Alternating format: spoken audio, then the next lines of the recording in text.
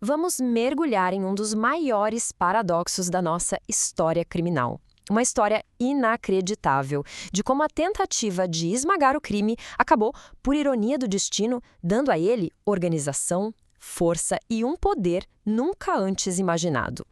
Pois é, a pergunta que não quer calar é essa. Como é que pode um lugar, projetado especificamente para isolar e punir os criminosos mais perigosos, ter se tornado berçário de um verdadeiro exército? Parece loucura, né? Mas a resposta, por incrível que pareça, está trancada na história de uma ilha-presídio. E o que nasceu desse paradoxo todo? O Comando Vermelho. Uma facção que, goste-se ou não, redefiniu o crime organizado no Brasil. Para entender como isso aconteceu, a gente precisa voltar no tempo. Voltar para o lugar onde tudo realmente começou. Então vamos lá. Essa história toda começa num lugar que ninguém esperava. Não foi numa favela, não foi num beco escuro, foi numa ilha isolada de tudo, que deveria ser o fim da linha para qualquer criminoso. E esse lugar não era qualquer lugar. Ele tinha um apelido que já dizia tudo sobre o que acontecia lá dentro. Era conhecido como o Caldeirão do Diabo. Pensa na cena. Ilha Grande, no Rio de Janeiro. Água cristalina, Mata Atlântica, aquele cenário de filme. Agora, bota bem no meio desse paraíso uma fortaleza de concreto e aço. A ironia é que a beleza da ilha era exatamente o que a tornava a prisão perfeita. Isolamento total. Tentar fugir dali era quase um suicídio. E não era à toa que os próprios presos chamavam o lugar de Caldeirão do Diabo. Pensa num caldeirão mesmo. Tudo é jogado ali dentro, misturado, fervido sob alta pressão, e nada sai do mesmo jeito que entrou.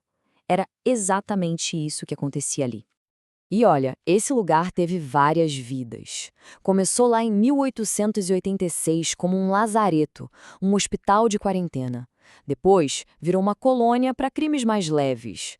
Nos anos 40, já no Estado Novo, virou presídio para presos políticos. Mas o ponto de virada, o que interessa para a nossa história, foi nos anos 60. Foi aí que ele se tornou o Instituto Penal Cândido Mendes, a prisão de segurança máxima para onde mandavam os criminosos considerados os mais perigosos do Brasil. E foi nesse cenário, com a prisão operando a todo vapor, que alguém teve uma ideia. Uma decisão que juntou os ingredientes para uma mistura que se provaria, bom, literalmente explosiva. A decisão foi essa: pegar os presos políticos, os militantes de esquerda que lutavam contra a ditadura, e jogar eles no mesmo espaço, nas mesmas celas que os criminosos comuns mais violentos, assaltantes de banco, homicidas, a elite da bandidagem da época. A ideia era quebrar o moral dos políticos, mas o tiro saiu pela culatra de um jeito impressionante. Foi um choque de mundos. De um lado, os presos políticos, muitos com estudo, super organizados, disciplinados, com uma ideologia, um objetivo comum, sabiam táticas de guerrilha, sabiam como criar um grupo coeso. Do outro lado, os presos comuns, agindo na base do instinto, focados em sobreviver mais um dia, cada um por si. Eram dois universos completamente diferentes, forçados a conviver no mesmo inferno. E o que acontece quando se força essa colisão de mundos? Bom, dentro daquelas paredes, algo totalmente novo e perigosamente poderoso começou a nascer. O que aconteceu ali, os especialistas chamam de simbiose criminosa, que nada mais é do que o seguinte: os criminosos comuns, que até então eram desorganizados, olharam para os presos políticos e viram um modelo. Eles aprenderam a se organizar em grupo, a ter disciplina, a criar uma hierarquia, a lutar por um objetivo em comum. E claro, isso foi um processo. Primeiro, a convivência forçada quebrou as desconfianças. Depois veio o aprendizado. Logo, os presos comuns começaram a se organizar para se proteger lá dentro e para bater de frente com a direção do presídio. E por fim, eles criaram uma identidade, um nome para esse novo grupo. Foi aí que nasceu a Falange Vermelha.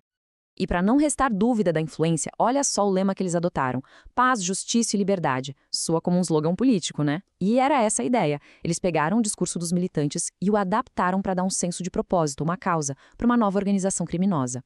A Falange Vermelha foi a semente, o embrião. E conforme os membros desse grupo saíam da prisão, eles levavam essa faculdade do crime com eles. Eles levaram o método, a organização, para as ruas. E aquela semente plantada em Ilha Grande germinou e se tornou o Comando Vermelho que dominaria o cenário do crime no Rio. Certo, O grupo nasceu lá dentro, mas e depois? Qual foi o legado que o presídio de Ilha Grande deixou pra gente? As consequências disso tudo ecoam até hoje. Vamos avançar no tempo. Em 1994, décadas depois de tudo isso, o governo finalmente decidiu botar o presídio abaixo. A decisão foi implodir o prédio. Só que a essa altura, derrubar as paredes não adiantava mais. A criatura já tinha saído do laboratório e estava mais forte do que nunca.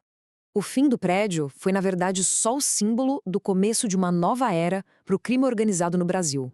A herança que ficou foi bem clara. A demolição não acabou com o Comando Vermelho, que só cresceu e se fortaleceu.